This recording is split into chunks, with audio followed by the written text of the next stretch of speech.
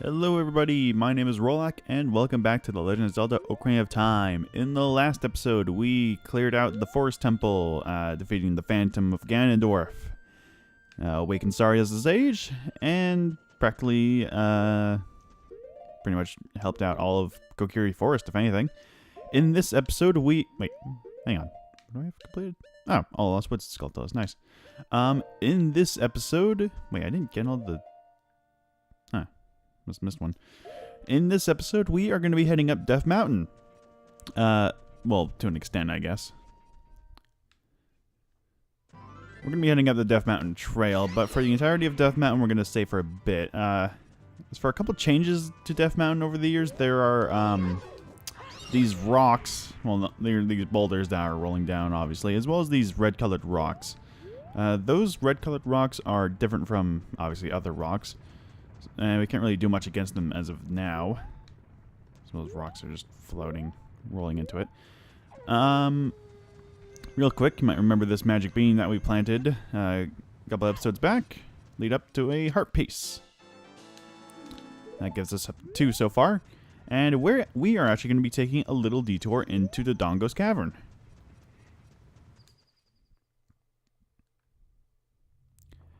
Dongo's Cavern is the only dungeon that we explored as a child that we can now explore as an adult. The reason we were returning is because there are a couple things that we have missed in the dungeon that we could not obtain when we were a kid. Where exactly we need to go, that's up to debate. I think it's over here, actually, which is where the first areas we need to go. I'm not too sure if the business scrubs are still here, but I don't really want to bother checking. Yes, it is in here. Okay, so for some reason, even though yes, we've done this before. For some reason, even though we definitely did this in the past, the whole staircase is still up. So I don't know what the deal is with that. So we're just gonna blow it up again.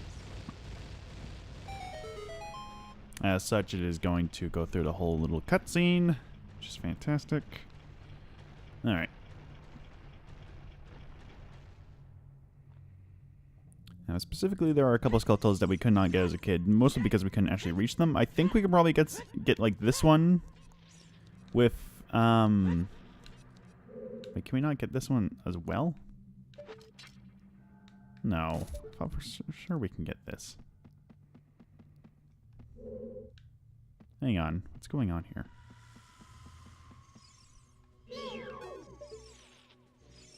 Can we not play the Scarecrow song for this one?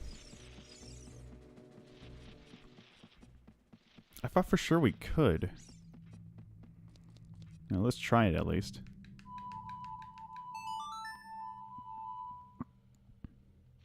Seriously? We have to wait for this one as well. Okay, well that's lame. Alright, so that one's completely out of our reach as well for some reason. The one we can obtain, however, is... Where is it? Ah, it's that over there. Did we not go into that room when we were here last time? Huh, there's a whole other room that we have yet to explore. I think it might have just contained a business scrub or something. Might as well check it, just in case. Alright, so let's see what is in this room, aside from the baby Dodongos.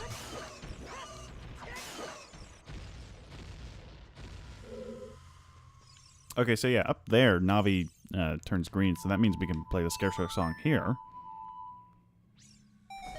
And now spawn Pierre. But for some reason in that room before, we can't actually spawn him. That's kind of dumb, to be honest. Go ahead and grab this one. It's the only one we're going to be obtaining for now. Also want to go ahead and...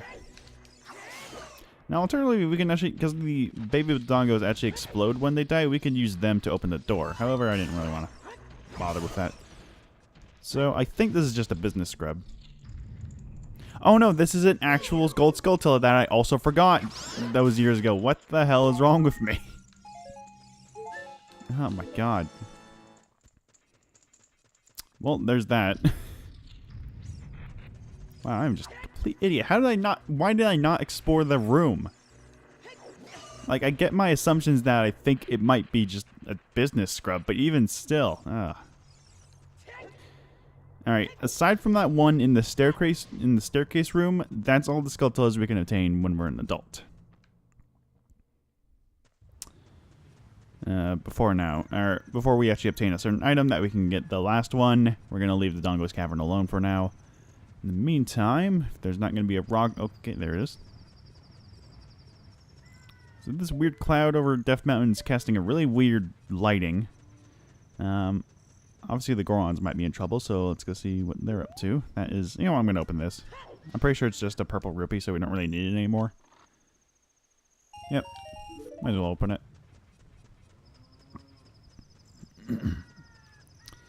Alright.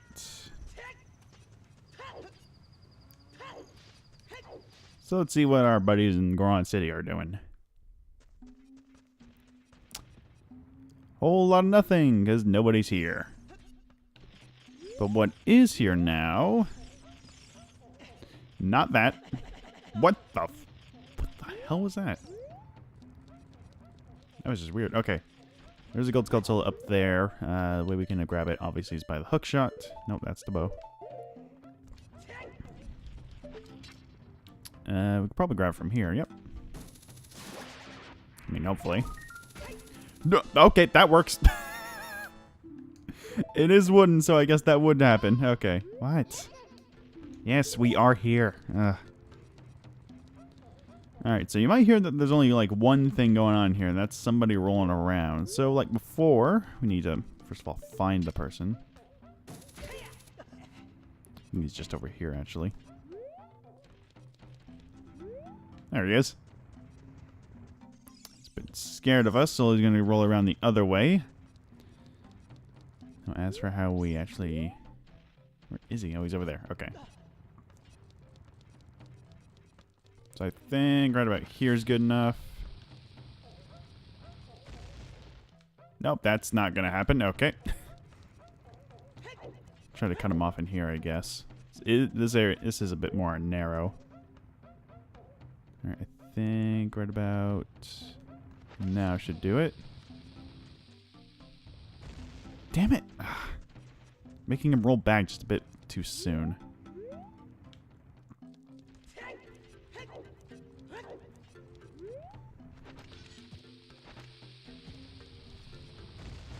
There we go. Just put more bombs down. How could you do this to me? You're Ganondorf's servant. Hear my name and tremble. I am Link, hero of the Gorons.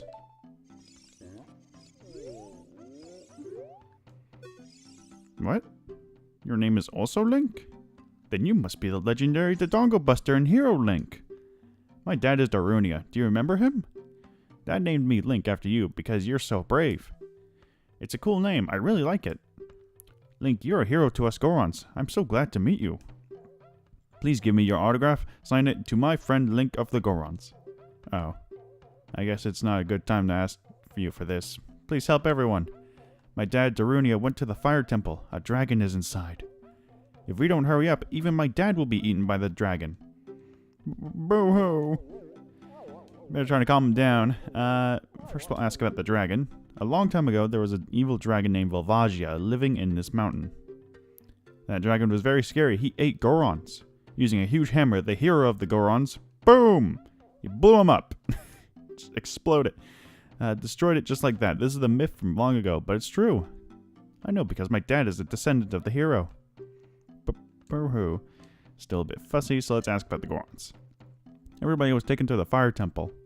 While my dad was out, Ganondorf's followers came and took them all away. All of them will be eaten by Volvagia. Dad said that Ganondorf has revived Volvagia. As a warning to those who might oppose him, Ganondorf is going to feed them all to Volvagia. I think we get it. Dad went to the fire temple all by himself to try to save everyone. Please help Link. I'll give you this heat-resistant tunic. So we obtained the Goron tunic. This heat-resistant tunic is adult size, so it won't fit a kid. Going into a hot place? No worry. So he goes ahead and opens up both the shop and Darunia's little hideout. So yeah, the Goron tunic. Go ahead and equip that. Sporting a fancy red new clothing. Not only is this giving us an appearance change. It's also giving us heat resistance. And specifically, we want to head into Darunia's little hideout and pull this thing. Doing so will open up a little entrance. And now we reached Death Mountain Crater from a different entrance. The last entrance was over there, up on that ledge over there. Now that we have the Goron Tunic, we can actually withstand the intense heat that this place is giving off. So yeah. So there's a fire temple in here, so let's go and try to find it. By hook shotting onto this. Alright.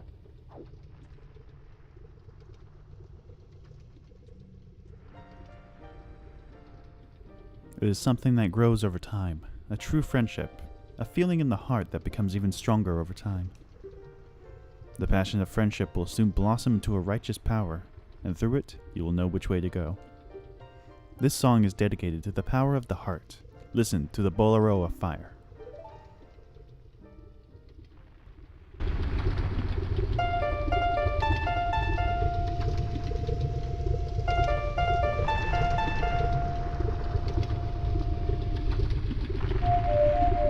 Damn it. That wasn't time. There we go. Kind of hard with the control stick.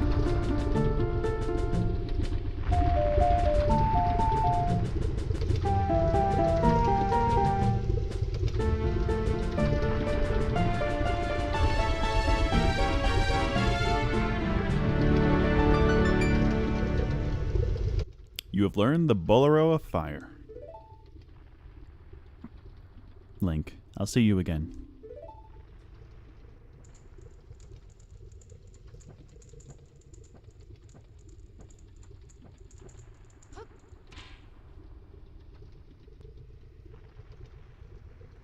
We have Sheik's disappearance and our new song learned.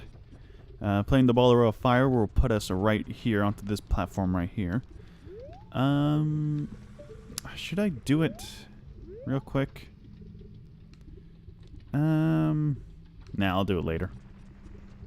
Just talking about something that we can do right now, but I don't really want to do it right now. It's because... do I... I mean, it's right there. Might as well. Yeah, might as well.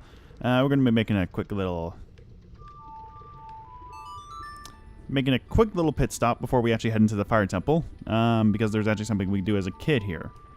And I might as well show off the whole going back in time business.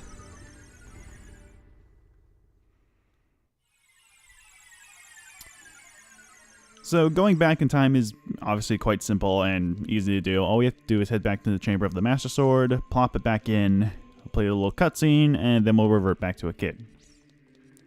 Obviously we can't use items that we've used as an adult, such as the bow or the hook shot. We also can't equip the tunic because it's adult size.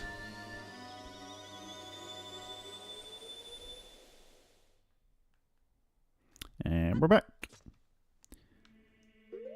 So you can't use anything from the adult size. Alright, so what I want to do real quick is both equip magic beans as well as a bug.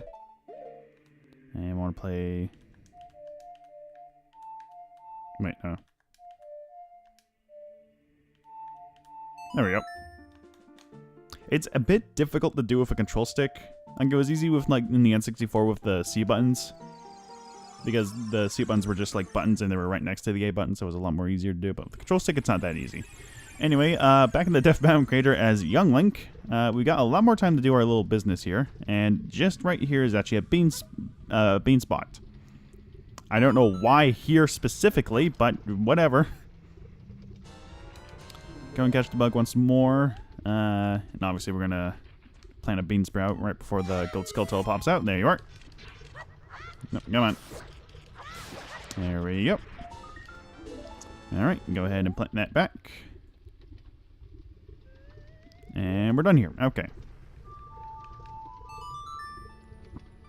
I might as well just cut away everything so that you guys don't have to watch me do the whole cutscene again. So I'll see you guys back here as an adult in just a moment.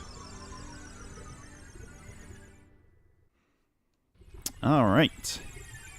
Now, as an adult, with the bean plant right here, using it, we want to go onto this pillar right here, because on the very top of it is a piece of heart. Now we just need one more and we'll complete another heart container, which is very nice. Alright. So, without any more dallying, let's head on into our newest dungeon, which is the Fire Temple. Hopefully grab onto the ladder on the way, grab onto it again, there we go. And let's head on in. Welcome to the Fire Temple. First of all things, we got the fire keys right again, again, as before. Just want to... And they're not really too much of a concern to us. So the first place we want to go, obviously, is through the door that's unlocked. So let's head on in. Oh god, how did I do his voice? Who's there? Is that you, Link? Oh, it really is Link. You've grown so big since I last saw you. I want to have a man-to-man talk with you, but now's not the time. Ganondorf is causing trouble on Death Mountain again. He has revived the evil and ancient dragon Vavagia. On top of that, he is going to feed my people to that evil dragon as a warning to other races that might resist him. If that fire-breathing dragon escapes from the mountain, all of Hyrule will become a burning wasteland. I will go on ahead to try to seal up the evil dragon. I'm concerned, though, because I don't have the legendary hammer, but I have no choice. Link, I'm asking you to do this as my sworn brother. While I'm trying to deal with the dragon, please save my people. The prisoner's cells are in the opposite direction. I'm counting on you, Link. So he goes ahead and faces off Volvagia on his own, and locks the door behind him for some reason. What a jerk. Alright, so yeah, the Fire Temple. Obviously there's fire in it, so we gotta be careful of where we step. More specifically in the lava down there. Now, with the Goron Tunic equipped, we can walk around in the lava, but not for long. After a few seconds, you will start to take damage, about a quarter. I think it might be a half a health. Nope. There we go. Let's test it. Yeah, a quarter health. It's really not that bad. It happens like every second or so, so it's not that bad. Anyway, open up this. Now, Durandia said that the prisoner's on the other side, but there's one in here already. So let's go ahead and see what he has to say. Are you releasing me? Am I free to go? I'll tell you a secret for saving me. In order to get into the room where Ocarina went, you have to do something about the pillar stuck in the ceiling. Find a path that leads to a room above the ceiling right away. So how did Ocarina get there then? Because I'm pretty sure he's a bit shorter than Link. And he doesn't have that long arms, so how the hell did he get up there? I mean, he could have... Nah, I don't know. Who knows? I really like the music in this one as well. Interesting fact about the music here is that, I think in, like, beta or something like that, like early versions of the game, the song for the Fire Temple actually resembled that of I think it was an Islamic chant. And because I think it was Miyamoto who said they didn't really want too much religion influence in his games, or just like religion references, they would change that. It wasn't the only thing that was religiously changed in later versions, though. How, as the you might notice on some of the blocks and switches, it has a moon and a star, which resembles, I think, Jerusalem. I'm not really too sure on that. But yeah, it kind of resembles that. So they opted to change that as well, just in case. They changed it in later versions of the game, as well as the 3DS remake.